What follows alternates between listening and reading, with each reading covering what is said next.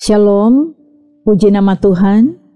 Bersyukur Dia memperjumpakan kita lagi dalam program Gerakan Membaca Alkitab. Kita sudah ada di hari yang ke-77. Kita akan membaca dari Hakim-Hakim pasal 14 sampai pasal 17. Sebelum membaca Alkitab, mari berdoa. Ya Tuhan Allah, Bapa kami di dalam sorga, kami puji dan muliakan nama-Mu di dalam Yesus Kristus, Tuhan dan Juru Selamat hidup kami. Bersyukur karena kami diberi kesempatan untuk membaca lagi firman Tuhan dari Alkitab di hari ini. Kami mohon karunia hikmat Engkau beri, supaya kami dapat memahami setiap perkataan firman-Mu yang hendak kami bacakan dari Alkitab saat ini. Terima kasih Tuhan, dalam nama Yesus kami berdoa. Amin. Saudara-saudara, mari kita ikuti pembacaan dari Kitab Hakim-Hakim pasal 14 sampai pasal 17.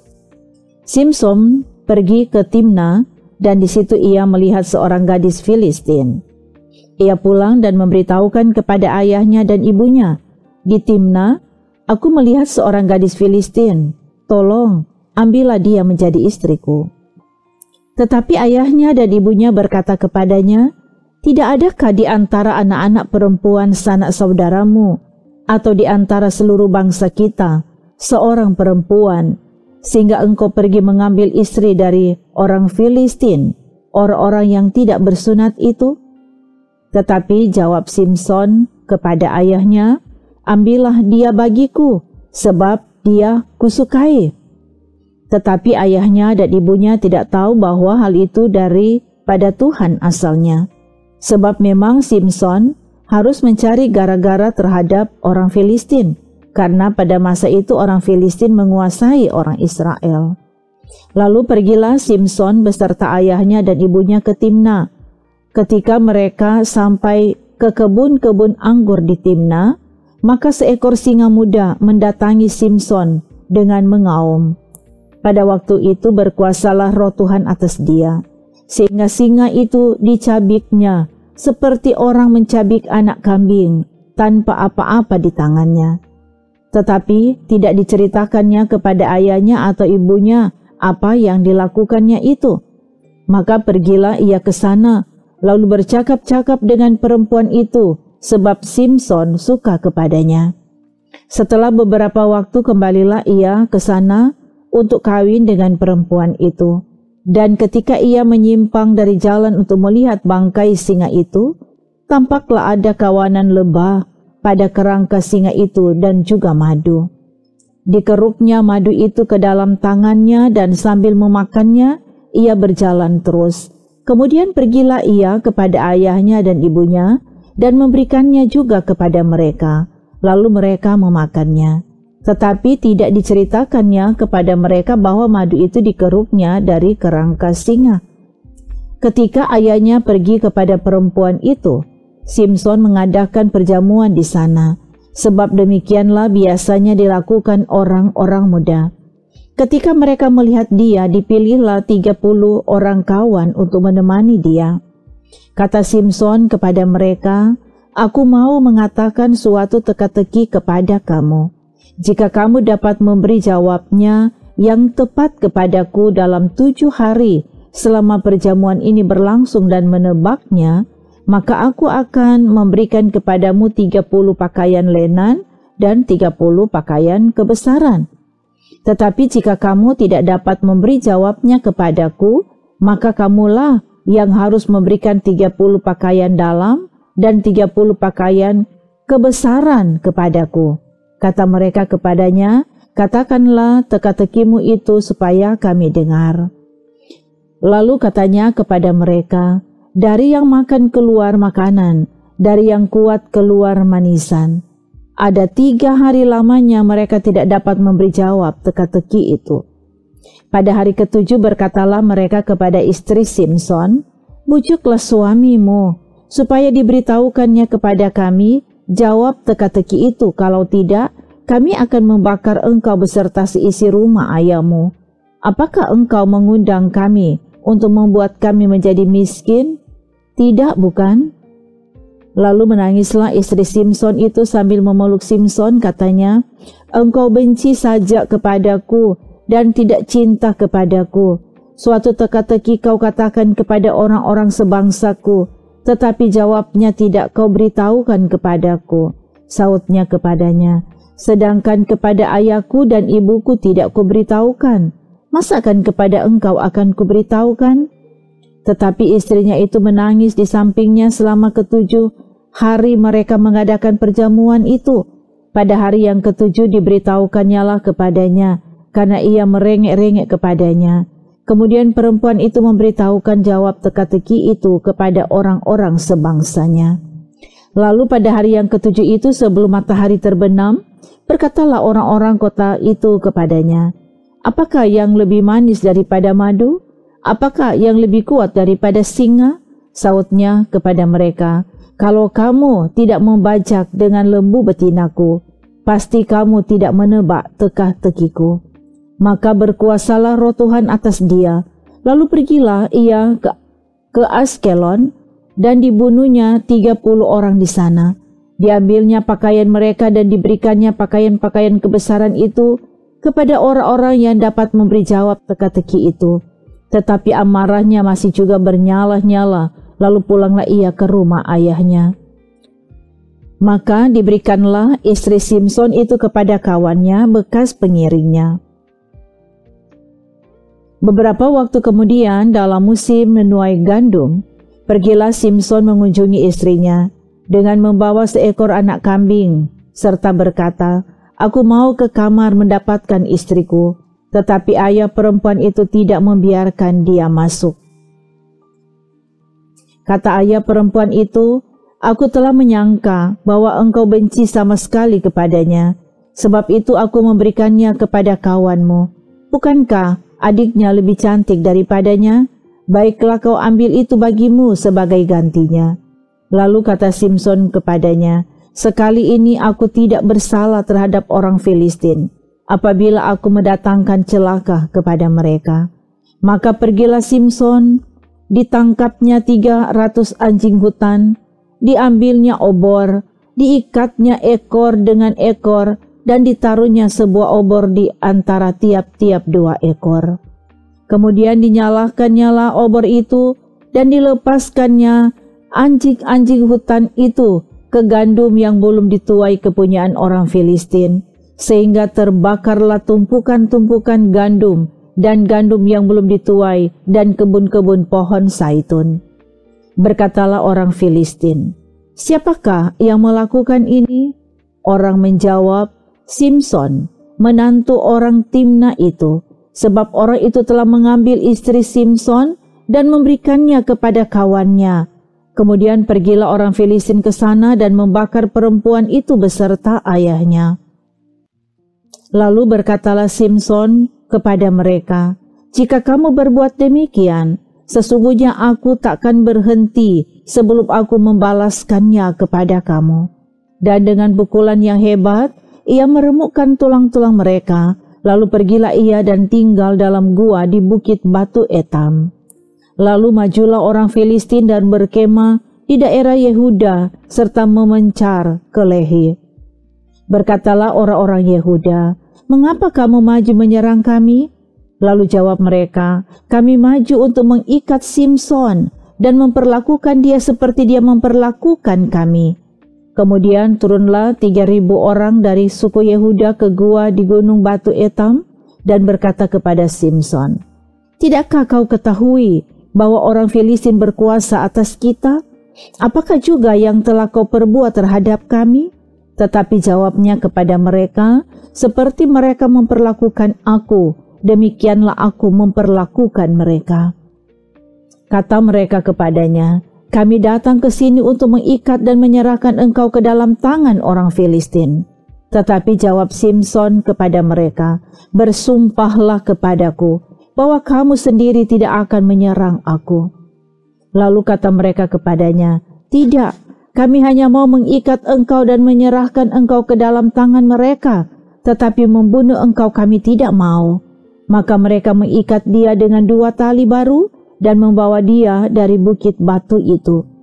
Setelah ia sampai ke Lehi, dan orang-orang Filistin mendatangi dia dengan bersorak-sorak, maka berkuasalah roh Tuhan atas dia, dan tali-tali pada tangannya menjadi seperti batang rami yang telah habis dimakan api, dan segala pengikatnya hancur tanggal dari tangannya. Kemudian ia menemui sebuah tulang rahang keledai yang masih baru, diulurkannya tangannya, dipungutnya, dan dipukulnya mati 1.000 orang dengan tulang itu. Berkatalah Simson, dengan rahang keledai bangsa keledai itu kuhajar, dengan rahang keledai 1.000 orang kupukul. Setelah berkata demikian, dilemparnya tulang rahang itu dari tangannya. Kemudian dinamailah tempat itu Ramat Lehi. Ketika ia sangat haus, berserulah ia kepada Tuhan, oleh tangan hamba-Mu ini telah Kau berikan kemenangan yang besar itu. Masakan sekarang aku akan mati kehausan dan jatuh ke dalam tangan orang-orang yang tidak bersunat itu?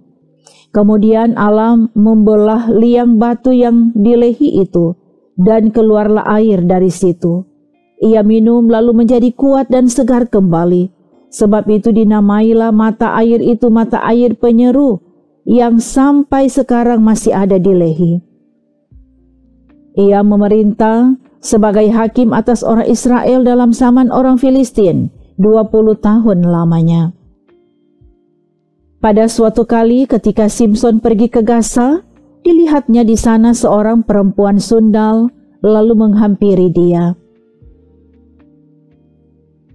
Ketika diberitahukan kepada orang-orang Gaza, Simson telah datang ke sini, maka mereka mengepung tempat itu dan siap menghadang dia semalam-malaman itu di pintu gerbang kota. Tetapi semalam-malaman itu mereka tidak berbuat apa-apa, karena pikirnya nanti pada waktu fajar kita akan membunuh dia. Tetapi Simson tidur di situ sampai tengah malam. Pada waktu tengah malam bangunlah ia, dipegangnya kedua daun pintu gerbang kota itu dan kedua tiang pintu, dicabutnyalah semuanya beserta palangnya, diletakkannya di atas kedua bahunya, lalu semuanya itu diangkatnya ke puncak gunung yang berhadapan dengan Hebron. Sesudah itu Simson jatuh cinta kepada seorang perempuan dari lembah Sorek yang namanya Delila. Lalu datanglah raja-raja kota orang Filistin kepada perempuan itu sambil berkata, "Cobalah bujuk dia untuk mengetahui, karena apakah kekuatannya demikian besar, dan dengan apakah kami dapat mengalahkan dia dan mengikat dia untuk menundukkannya. Maka kami masing-masing akan memberikan 1.100 uang perak kepadamu." Lalu berkatalah Delila kepada Simson, "Ceritakanlah kiranya kepadaku, karena apakah kekuatanmu demikian besar, dan dengan apakah engkau harus diikat untuk ditundukkan?" Jawab Simson kepadanya, "Jika aku diikat dengan 7 tali busur yang baru, yang belum kering, maka aku akan menjadi lemah dan menjadi seperti orang lain manapun juga." Lalu raja-raja kota orang Filistin membawa 7 tali busur yang baru yang belum kering kepada perempuan itu, dan ia mengikat Simson dengan tali-tali itu. Sedang di kamarnya ada orang bersiap-siap. Kemudian berserulah perempuan itu kepadanya, "Orang-orang Filistin menyergap engkau, Simson." Tetapi ia memutuskan tali-tali busur itu seperti tali rami yang terbakar putus apabila kena api, dan tidaklah ketahuan di mana duduk kekuatannya itu.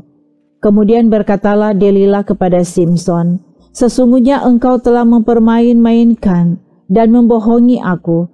Sekarang ceritakanlah kiranya kepadaku dengan apa engkau dapat diikat."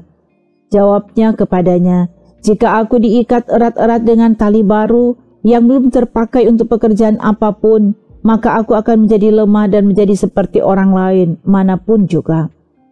Kemudian Delila mengambil tali baru, diikatnyalah dia dengan tali-tali itu dan berseru kepadanya, "Orang-orang Filistin menyergap engkau, Simson." Di kamar ada orang bersiap-siap, tetapi tali-tali itu diputuskannya tanggal dari tangannya seperti benang saja. Berkatalah Delilah kepada Simson, "Sampai sekarang engkau telah mempermain-mainkan dan membohongi aku. Ceritakanlah kepadaku dengan apakah engkau dapat diikat." Jawabnya kepadanya, "Kalau engkau menenun ketujuh rambut jalinku bersama-sama dengan lungsin, lalu mengokohkannya dengan patok, maka aku akan menjadi lemah dan menjadi seperti orang lain manapun juga." Kemudian perempuan itu mengokohkan lagi tenunan itu dengan patok, lalu berserulah ia kepadanya, "Orang-orang Filistin menyergap engkau, Simson." Tetapi ketika ia terjaga dari tidurnya, disentaknya lepas patok tenunan dan lungsin itu. Berkatalah perempuan itu kepadanya, "Bagaimana mungkin engkau berkata, 'Aku cinta kepadamu,' padahal hatimu tidak tertuju kepadaku? Sekarang telah 3 kali engkau mempermain-mainkan aku dan tidak mau menceritakan kepadaku, karena apakah kekuatanmu demikian besar?" Lalu setelah perempuan itu berhari-hari merengek-rengek kepadanya dan terus mendesak-desak dia, ia tidak dapat lagi menahan hati sehingga ia mau mati rasanya. Maka diceritakannya lah kepadanya segala isi hatinya, katanya, "Kepalaku tidak pernah kena pisau cukur, sebab sejak dari kandungan ibuku aku ini seorang nasir Allah. Jika kepalaku dicukur, maka kekuatanku akan lenyap daripadaku, dan aku menjadi lemah dan sama seperti orang-orang lain." Ketika dilihat Delilah bahwa segala isi hatinya telah diceritakannya kepadanya, disuruhnyalah memanggil raja-raja kota orang Filistin, katanya, "Sekali ini lagi, datanglah kemari, sebab ia telah menceritakan segala isi hatinya kepadaku." Lalu datanglah raja-raja kota orang Filistin itu kepadanya sambil membawa uang itu. Sesudah itu dibujuknya Simson tidur di pangkuannya. Lalu dipanggilnya seorang dan disuruhnya mencukur ketujuh rambut jalinnya, sehingga mulailah Simson ditundukkan oleh perempuan itu, sebab kekuatannya telah lenyap daripadanya. Lalu berserulah perempuan itu, "Orang Filistin menyergap engkau, Simson." Maka terjagalah ia dari tidurnya serta katanya, "Seperti yang sudah-sudah, aku akan bebas dan akan merontah lepas." Tetapi tidaklah diketahuinya bahwa Tuhan telah meninggalkan dia. Orang Filistin itu menangkap dia, mencungkil kedua matanya dan membawanya ke Gaza. Di situ ia dibelenggu dengan 2 rantai tembaga, dan pekerjaannya di penjara ialah menggiling. Tetapi rambutnya mulai tumbuh pula sesudah dicukur. Sesudah itu berkumpullah raja-raja kota orang Filistin untuk mengadakan perayaan korban sembelihan yang besar kepada Dagon Allah mereka, dan untuk bersukaria, kata mereka, telah diserahkan oleh Allah kita ke dalam tangan kita Simson, musuh kita. Dan ketika orang banyak melihat Simson, mereka memuji Allah mereka sambil berseru, "Telah diserahkan oleh Allah kita ke dalam tangan kita musuh kita, perusak tanah kita, dan yang membunuh banyak teman kita." Ketika hati mereka riang gembira, berkatalah mereka, "Panggillah Simson untuk melawak bagi kita." Simson dipanggil dari penjara, lalu ia melawak di depan mereka, kemudian mereka menyuruh dia berdiri di antara tiang-tiang.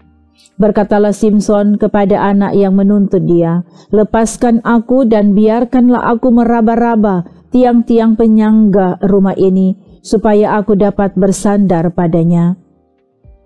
Adapun gedung itu penuh dengan laki-laki dan perempuan, segala raja kota orang Filistin ada di sana, dan di atas soto ada kira-kira 3.000 orang laki-laki dan perempuan yang menonton lawak Simson itu. Berserulah Simson kepada Tuhan, katanya, "Ya Tuhan Allah, ingatlah kiranya kepadaku dan buatlah aku kuat. Sekali ini saja ya Allah, supaya dengan satu pembalasan juga kubalaskan kedua mataku itu kepada orang Filistin." Kemudian Simson merangkul kedua tiang yang paling tengah, penyanggah rumah itu, lalu bertopang kepada tiang yang satu dengan tangan kanannya, dan kepada tiang yang lain dengan tangan kirinya. Berkatalah Simson, "Biarlah kiranya aku mati bersama-sama orang Filistin ini." Lalu membungkuklah ia sekuat-kuatnya, maka rubuhlah rumah itu menimpa raja-raja kota itu dan seluruh orang banyak yang ada di dalamnya. Yang mati dibunuhnya pada waktu matinya itu lebih banyak daripada yang dibunuhnya pada waktu hidupnya. Sesudah itu datanglah ke sana saudara-saudaranya dan seluruh keluarganya. Mereka mengangkat dia dan membawanya dari sana, lalu menguburkannya di antara Sora dan Esitaol di dalam kubur Manoa ayahnya. Dia memerintah sebagai hakim atas orang Israel 20 tahun lamanya. Ada seorang dari pegunungan Efraim, Mikah namanya. Berkatalah ia kepada ibunya, uang perak yang 1.100 itu, yang diambil orang daripadamu dan yang karena itu kau ucapkan kutuk. Aku sendiri mendengar ucapanmu itu. Memang uang itu ada padaku, akulah yang mengambilnya. Lalu kata ibunya, diberkatilah kiranya anakku oleh Tuhan. Sesudah itu dikembalikannya uang perak yang 1.100 itu kepada ibunya. Tetapi ibunya berkata, aku mau menguduskan uang itu bagi Tuhan. Aku menyerahkannya untuk anakku, supaya dibuat patung pahatan dan patung tuangan daripada uang itu. Maka sekarang uang itu kukembalikan kepadamu. Tetapi orang itu mengembalikan uang itu kepada ibunya. Lalu perempuan itu mengambil 200 uang perak dan memberikannya kepada tukang perak yang membuat patung pahatan dan patung tuangan daripada uang itu. Lalu patung itu ditaruh di rumah Mika. Mika ini mempunyai kuil. Dibuatnyalah efod dan terafim. Ditahbiskannya salah seorang anaknya laki-laki yang menjadi imamnya. Pada zaman itu tidak ada raja di antara orang Israel. Setelah orang berbuat apa yang benar menurut pandangannya sendiri, maka ada seorang muda dari Betlehem Yehuda, dari kaum Yehuda. Ia seorang Lewi dan tinggal di sana sebagai pendatang. Lalu orang itu keluar dari kota Betlehem Yehuda untuk menetap sebagai pendatang di mana saja ia mendapat tempat. Dan dalam perjalanannya itu, sampailah ia ke pegunungan Efraim di rumah Mika. Bertanyalah Mika kepadanya, engkau dari mana? Jawabnya kepadanya, aku orang Lewi dari Betlehem Yehuda, dan aku pergi untuk menetap sebagai pendatang di mana saja aku mendapat tempat. Lalu kata Mika kepadanya, tinggallah padaku dan jadilah bapa dan imam bagiku. Maka setiap tahun aku akan memberikan kepadamu 10 uang perak, sepasang pakaian, serta makananmu. Orang Lewi itu setuju untuk tinggal padanya, maka orang muda itu menjadi seperti salah seorang anaknya sendiri. Mika mentahbiskan orang Lewi itu, orang muda itu menjadi imamnya dan diam di rumah Mika. Lalu kata Mika, sekarang taulah aku bahwa Tuhan akan berbuat baik kepadaku karena ada seorang Lewi menjadi imamku. Demikian bacaan Alkitab hari ini. Mari berdoa. Ya Tuhan Allah, kami sungguh bersyukur karena kami boleh membaca firman Tuhan dari Alkitab di hari ini. Kebenaran firman ini kiranya kami dapat mengerti dan pahami. Dan kami bermohon kiranya Engkau terus menjaga, melindungi, dan memberkati kehidupan kami di setiap hari-hari hidup kami. Dan bahkan memberkati semua yang dengan tekun setia mengikuti pembacaan Alkitab di setiap hari. Engkau memberkati pekerjaan mereka, studi mereka, keluarga mereka, bahkan juga Engkau yang selalu mendatangkan sukacita dan damai sejahtera. Terima kasih ya Tuhan, kami puji dan muliakan nama-Mu. Di dalam nama Yesus kami berdoa. Haleluya, amin. Demikianlah pembacaan Alkitab di hari ini. Kami berterima kasih kepada saudara yang selalu setia mengikuti pelayanan ini. Tuhan Yesus memberkati. Shalom.